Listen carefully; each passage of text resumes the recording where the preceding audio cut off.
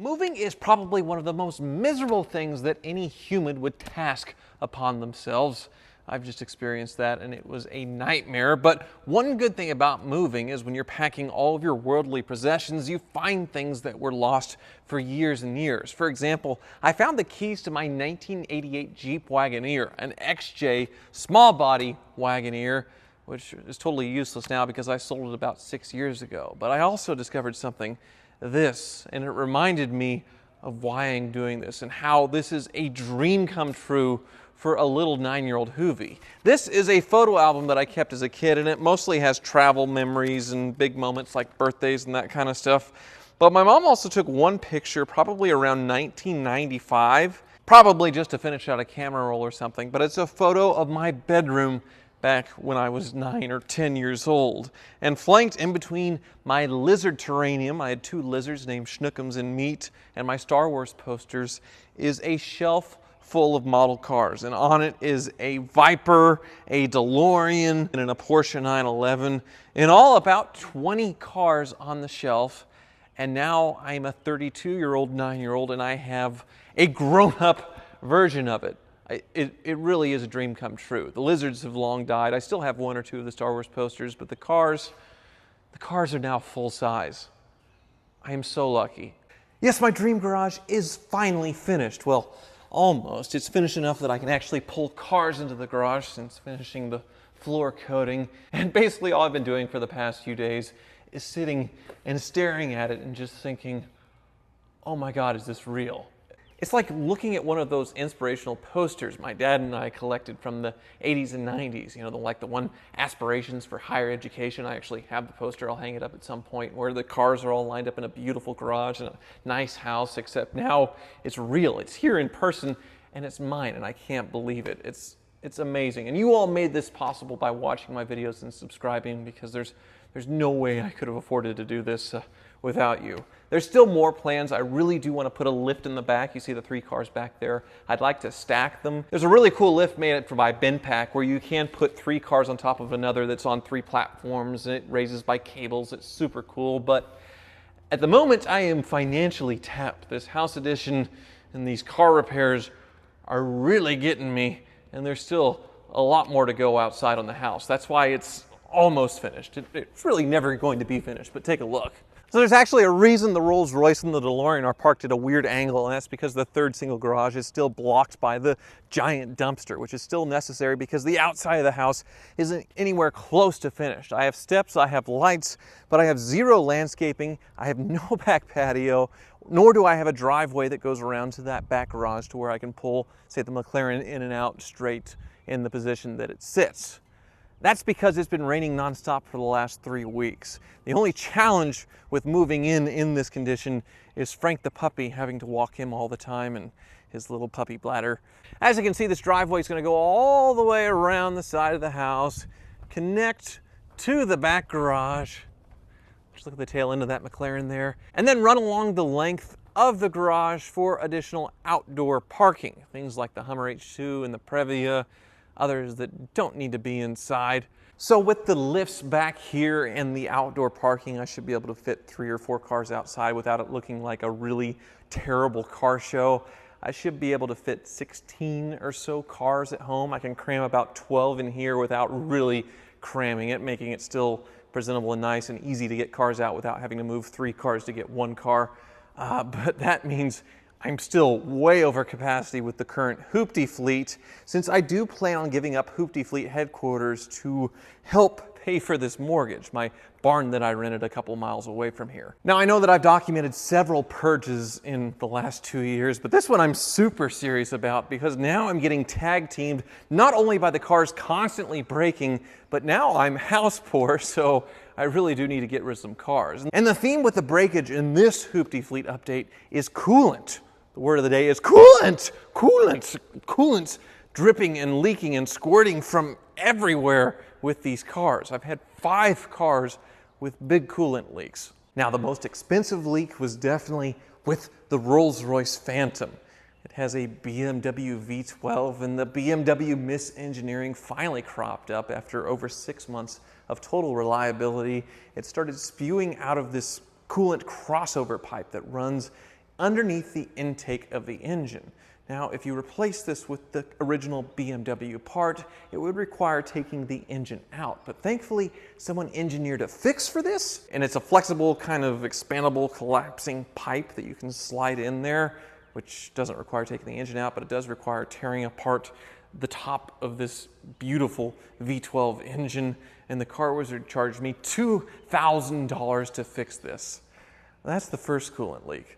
Now, I have some more lighting for the front half of the garage on order. The original lights are still up and they're super dim, but the lights that I ordered for the front are back ordered. That's why it's way darker here in the front than in the back. But continuing on this path of coolant leaks, you know, my 1997 Toyota Previa, which I'm staring at behind the camera right now, it's so beautiful. I actually bought it with a coolant leak. I knew about this when I took it to the car wizard to get it looked at. It was a really simple repair. It was just the coolant expansion tank bottle that had failed, and the car wizard had fixed it for me. He actually sourced an older Previa square tank that apparently doesn't break as much. So, since the Previa was fixed, I was able to replace it with one of my endlessly other broken cars, just a rotating assortment of cars, but one of them was broken so badly that I couldn't even drive it the 30 miles up to the car wizard's lair. And it was my other reliable Japanese car, which was kind of strange. So, we'll go to my past self a few hours ago up at the car wizard's.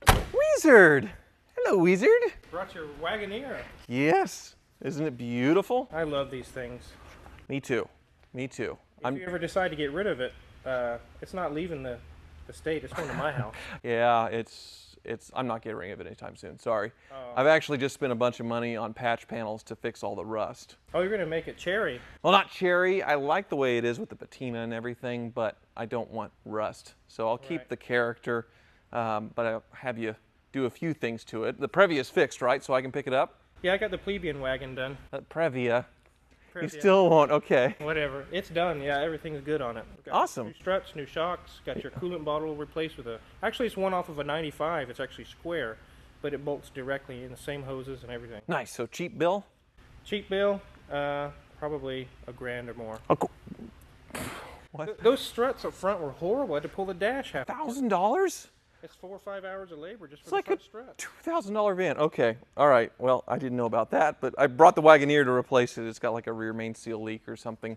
I'm going to try for at least a few months to keep the new garage floor clean, like however long that lasts. Right, I understand that. Right. And then this poor guy, I towed it up to you, 90 Miata, 32,000 original miles, and I was driving it, and it just started billowing smoke, coolant, just a big explosion. It was weird. It's kind of coming out of the block area. It's so cute.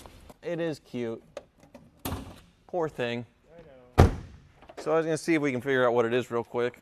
Hopefully it's not like a cracked block. I don't think so, but it's coming, squirting out from there. Get my pressure tester. Okay. This thing's nice under the hood. Yeah, well, it's basically brand new. 32,000 miles on it. What the hell? Yeah, see, it's coming from a weird spot. Oh, it's a freeze plug. You see it down in there? Not really. Sure enough, there's a little freeze plug there, isn't it? Yep. So how hard's that going to be? I'll have to take the accessories off. Maybe the exhaust manifold. We'll have to see. It's not going to be hard. It won't be a big deal. Yeah, it's just been nothing but coolant leaks for me, Wizard. Based on what I see the corrosion here, I recommend we do all the freeze plugs on this side and we do a coolant flush. Okay, a lot more on the Previa than I thought to fix it. $1,000 to go through my $2,000 van. My other reliable Japanese car is apparently needing a bunch of work, and the Wagoneer, well, I kind of knew that was coming. So more money. Wizard gets richer. Wizard's getting intimate with my car. Back to you, future Hoovie, you handsome devil you.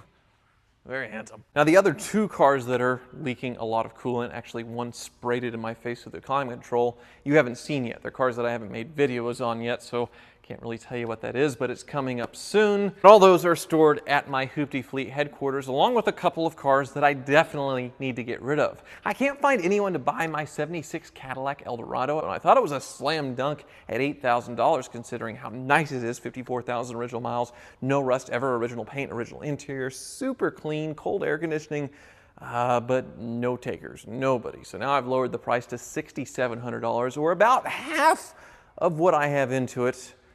Yeah, half. So Hopefully it moves at that price. If you're interested, email me at hooviesgarage@gmail.com. I also need to get rid of my Fast and Furious Prius, which is a 2005 Toyota Prius that I revived by fixing the dead battery. How that video has so many views, I don't know. But then I did a Fast and Furious style paint job with vinyl graphics and added a nitrous bottle to it. But before I give it up, I have to fill that bottle with nitrous, push the button at the drag strip or somewhere, and see what happens. Will the Prius blow up? I don't know. If it does survive, I'll probably end up giving it to one of my wife's relatives. They're new here from Vietnam and they need a car to drive, and they've probably never seen Fast and Furious, so when people are pointing at them and laughing, they'll have no idea why. It might give them self-esteem issues. So maybe that's not a good idea. There's also a Subaru SVX that I need to rallycross once before I sell it, and some other things. So really, there's only one that I'm getting rid of, but really I should be getting rid of 6. But anyway, moving on. Progress has been somewhat slow on my never-ending projects, and that includes the DeLorean, unfortunately.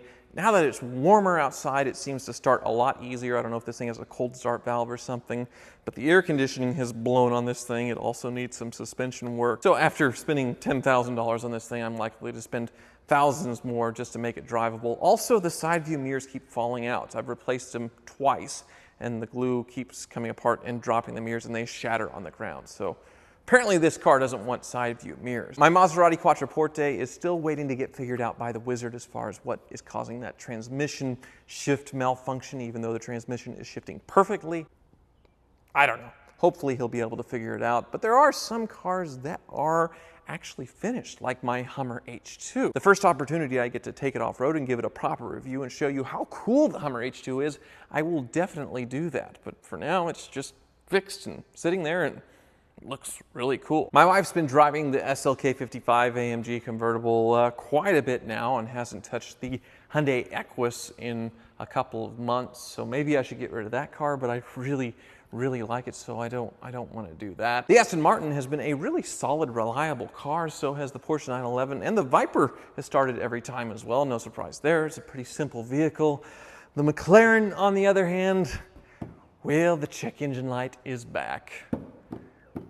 Yeah, it's back. I actually got a phone call today from McLaren of Atlanta. The service tech has still been working on the rust issue for me. Under the hood, there's that rust bubbling on a 2012 supercar, but the corrosion warranty is long gone on this thing, but they're still thinking about fixing it for me on good faith. They're working on it, but now it still needs to go back because the check engine light has returned. At least I have the full warranty, but every time I have to ship it down there, wait, it's gone for weeks or a month, and I have to pay for the shipping, so it's not the most ideal situation.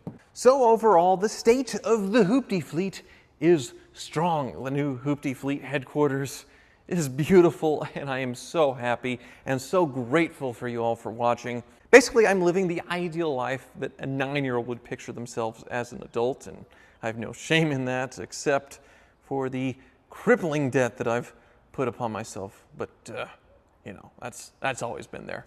Thank you for watching. I really do appreciate it.